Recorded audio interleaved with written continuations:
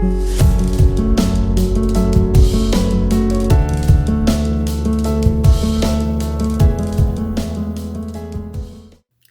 everyone, my name is Erica with an A and welcome to my channel. In today's video we are going to go over my health goals. I have written down that I want to get to 160. However, I don't really feel like it's as much weight as it is inches that I want to lose. I put 160 because that's 55 pounds from where I am right now. As of weighing, I think yesterday, I was 215. So that would be 4.58 pounds a month, which is doable if I really crack down on my eating and my working out. But I don't really need to see the 160 on the scale. I want to see improvement in my inches. I'm wanting to build muscle. I don't want to just lose the weight. I want to make it something that's going to last.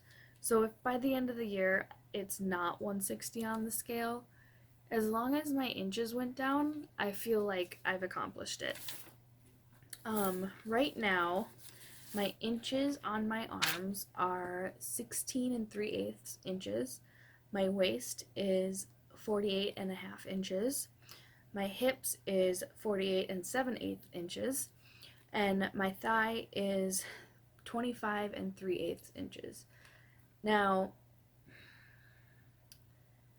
that is definitely not where I want to be. I've kind of went up and down in my weight throughout my life. This is definitely the biggest I've been in a while. Even when I had my son, I wasn't this big. So my self-confidence is a little down, but this is definitely going to help. So there's many different things that I want to do to accomplish this goal. My first and biggest thing is continue to work with my therapist on this.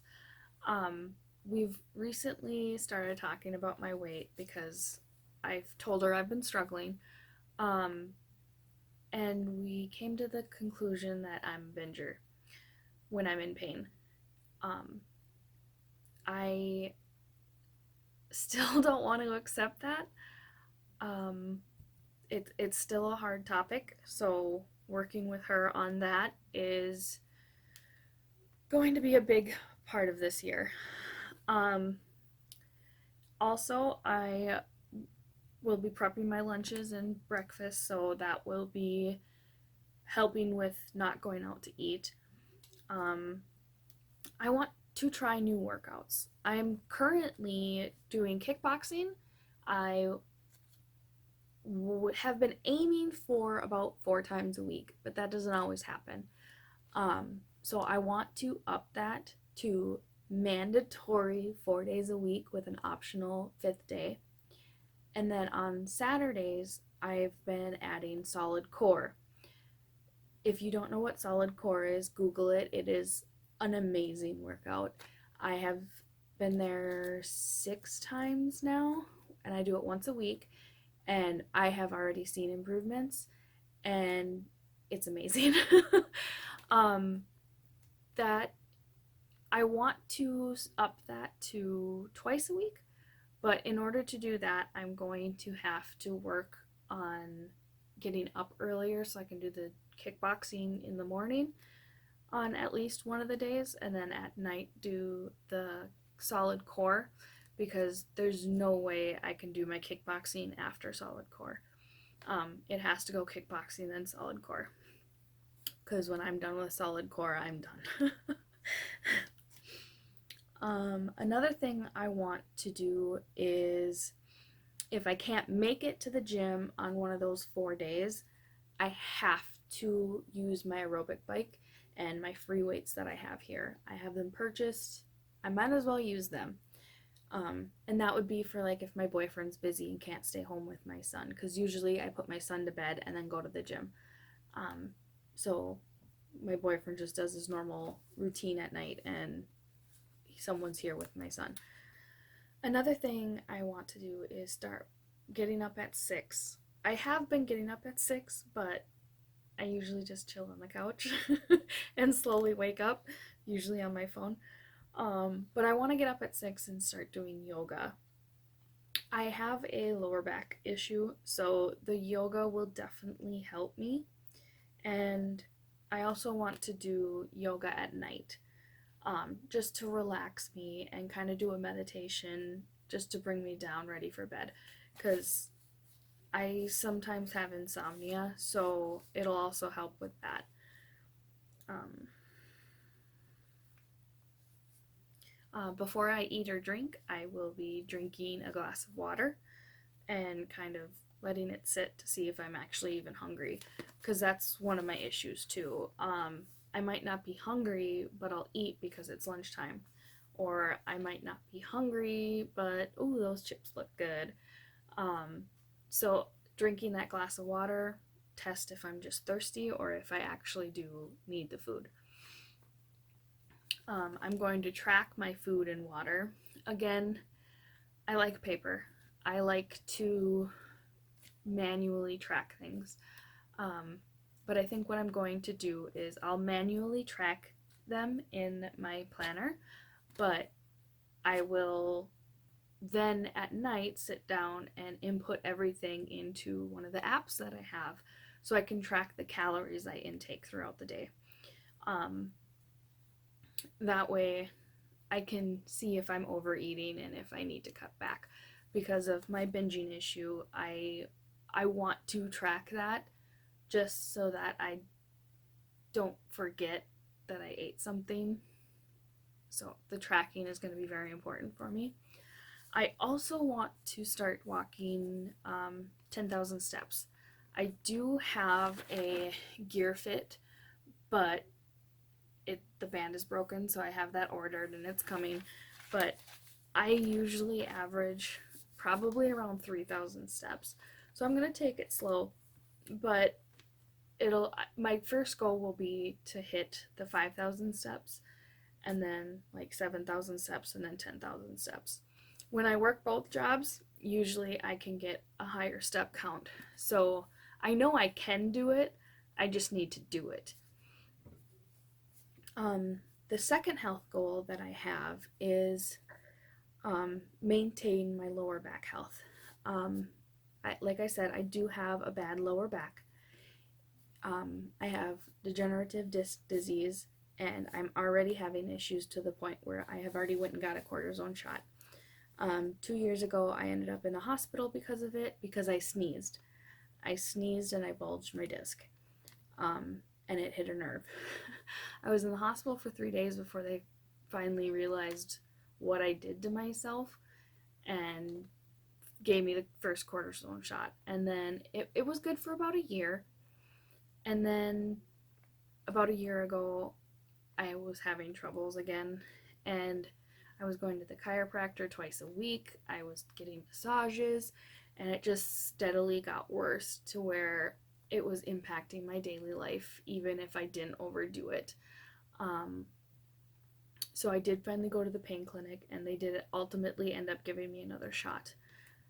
Now, not only is my lower back very bad, I have osteoarthritis in my SI joint. That is kind of where the spine and the hips join. My cortisone shot took the majority of the pain away. I do still have pain in my SI joints, but it's withstandable. It's not super bad. However, with trying to lose weight and trying to work out, I can really easily overdo it.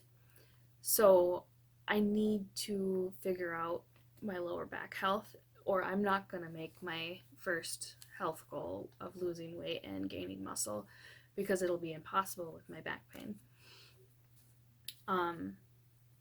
I do have the option to get the SI joint shots. I am trying to prevent having to do that because the cortisone shot made life livable. And I don't want to have to take both. But that is an option if I need it. So what I'm hoping is that the yoga will help with my back, And then I don't want to push off the chiropractor. I want, when I hurt, I need to go in. I can't push it off. It needs to happen. And then I still get massages, but there's some other things people have suggested, and I think I might try those. It's going to be dry needling and acupuncture. I don't know what the difference is between those, but I'll find out, and I'll take you guys with me on that journey. But ultimately, I'm hoping the yoga will help with that. My lower back is definitely a big focus for me this year. The 2019 was getting me livable again, and 2020 is going to figure out how to make it better, make life enjoyable again. Yeah, that's a big one. I do want to talk about my diet. I could never stick to a vegan diet or a vegetarian diet or a keto diet or the Mediterranean diet. I like the foods I like, and I do want to stick to eating those. However, I am trying to not maybe eat so much protein. We usually have protein with every meal, like a meat protein. I want to kind of substitute it with like nuts and chickpeas and tofu. We usually get our meat from a butcher. We buy a whole hog. We split a quarter of a cow with a friend. We got venison from a friend. I'm hoping we go hunting this year. I mean, we try to get fresh meat, and then the only meat we really go out and buy is chicken or fish. But I do feel like I eat maybe too much red meat and higher caloric valued meat. So I think if I switch out and kind of play around with my protein sources, I think that'll also help. I do want to mention what I did last year. I was having issues with bloating and pain in my stomach. Like, I could literally eat a hot dog and ketchup, no bun, nothing else, just hot dog and ketchup. And I would be so bloated that it hurt. And I finally went and talked to my doctor, and she suggested that I look into the low FODMAP diet, or FODMAP diet. I've heard it said both ways. It's basically an elimination diet, taking out the things that are possibly inflammatory for you and learning what you are sensitive to. For me, my big ones are gluten and lactose. It's not all cheeses, it's not all yogurt or anything. Mainly it's if I drink a glass of milk or I have ice cream, I end up feeling horrible afterwards. But I can have like hard cheese and yogurt and stuff like that. I just have to limit. I can't like overdo those, obviously. And then the gluten. If I have gluten once a day, I'm fine. It's when I start eating gluten for every meal and have a snack and stuff like that that really causes the bloating for me. That elimination diet had really helped with my bloating. And then now, since I know what I'm sensitive to, when I notice I'm bloating, I just have to eliminate those things, and I get back to normal pretty quickly. That's definitely something. If you're having issues, I highly suggest an elimination diet. It was wonderful. I lost 15 pounds super fast, and it was all because of my bloating. Like, that's how swollen I was. I will input a picture of the before and after. Just in my face alone, it was, yeah.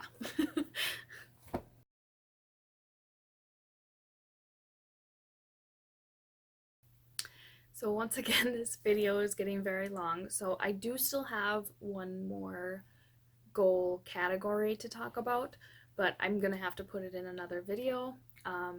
Again, I hope you want to join me on this journey. If you do, please hit the subscribe button and ring the bell for notifications on my next video. I'll see you in the next one.